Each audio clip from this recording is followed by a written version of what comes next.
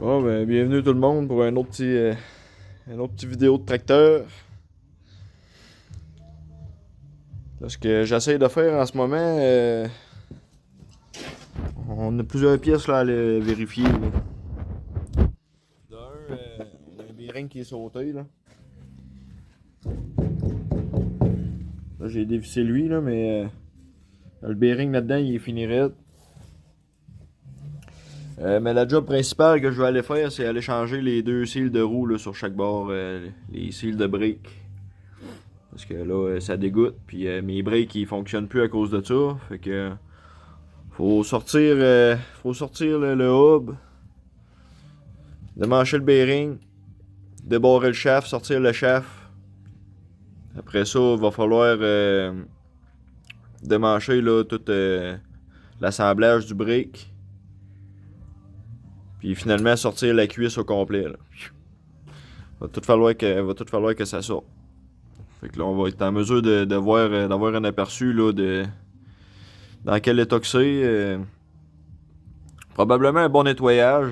J'ose penser que les breaks sont encore bons, mais il y a tellement d'huile dedans que ça glisse là, carrément. Là, ça veut. Fait que c'est ça. Fait que là, la première étape, c'est d'enlever cette grosse note-là. Vous direz que ça fait déjà une bonne demi-heure là, que je taponne dessus. J'ai mis un pipe wrench avec un morceau de tubing au bout. Et ça elle est pas motivé à sortir ben. Fait que je vais aller me chercher un outil un petit peu plus spécialisé là. Probablement un impact là, un gros impact à 1 pouce. Avec le box 2 pouces et demi là qui va. Et on va essayer de la sortir. Ça fait peut-être 45 ans, 50 ans que ça n'a pas été bougé. Je sais pas. Fait que c'est quand même une job là. Ici, l'assemblage du 3 points, il est à mancher sa cuisse. Fait qu'il faut que je déboute mon assemblage. Va peut-être falloir que je mette tout le 3 points de hitch à terre là. Fait que on se revoit avec les bons outils puis on va essayer de démancher ça là puis parce que j'ai les deux cils en main. Ça c'est les deux cils qui vont sur chaque bord. Mais j'ai l'impression que ça va prendre des pièces supplémentaires, c'est ça probablement un bearing. Le bearing extérieur, j'ai hâte de voir le bearing intérieur s'il y en a un là, probablement. Fait que j'attends encore après mon livre de pièces de ce modèle-là, mais assez Harris. Modèle 22, 1951. Bref, on s'en revoit plus tard. Bon. Fait que là, on s'enligne pour essayer de sortir ce hub-là. On est venu à bout d'enlever l'autre bord avec la cuisse. Tout, le shaft il est ici. Il manque à nettoyer ça puis sortir la vieille portée de la vieille base de bearing là, qui est défaite là. Puis vraiment tout nettoyer. Ici on va se nettoyer comme faut puis on va la reposer notre nouveau seal là qui est sur l'établi. Fait que je vais enlever ma grosse botte. La grosse note de 2 pouces et demi. Et on va installer le pôleur là-dessus. On va essayer de sortir le hub.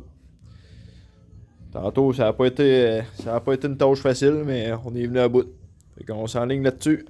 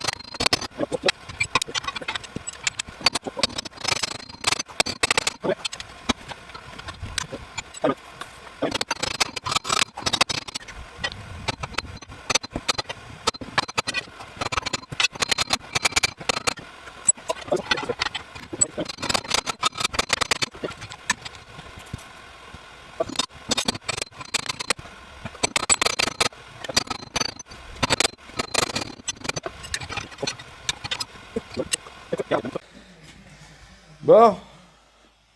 Tantôt, il était autour de 7h, là. Il est rendu 8h30. On est 1h30 plus tard. Puis, ce qu'on a fait, là. Bon, ça, c'est le chemin de clé tantôt, là. Le chemin de clé, il était flush. Comme on voit, on a réussi au moins à décoller le chemin de clé. Hey, ça fait 1h30 que je pioche. Fait que, on se remet en vidéo. D'après moi, on est parti sur une lancée, là.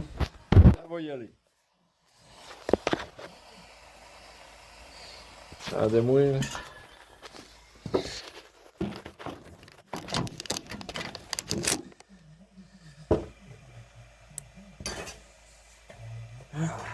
Bon. On va craquer un peu.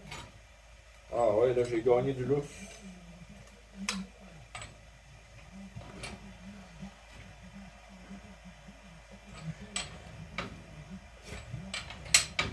Ah ah!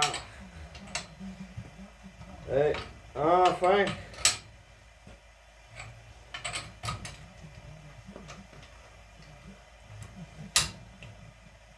Tu sais, j'étais rendu avec un gros puller. La barre de force. Je me suis rajouté un tubing au bout. Et à mon avis, c'est ça qui a fait la différence. Puis j'ai rechangé mon puller de place un peu.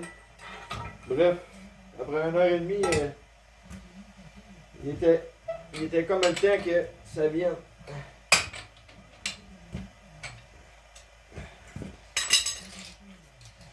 Ah, ben.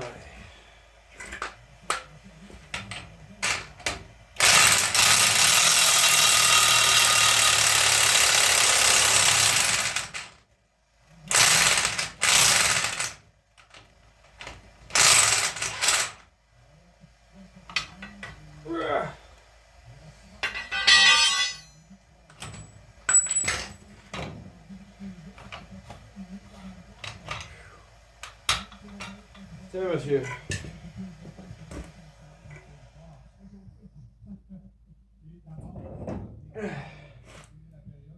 Ouh! Ah! C'est sûr qu'aussi, ça fait 1h30 que la bonbonne est dessus, fait que le hub commence à être chaud. Ah!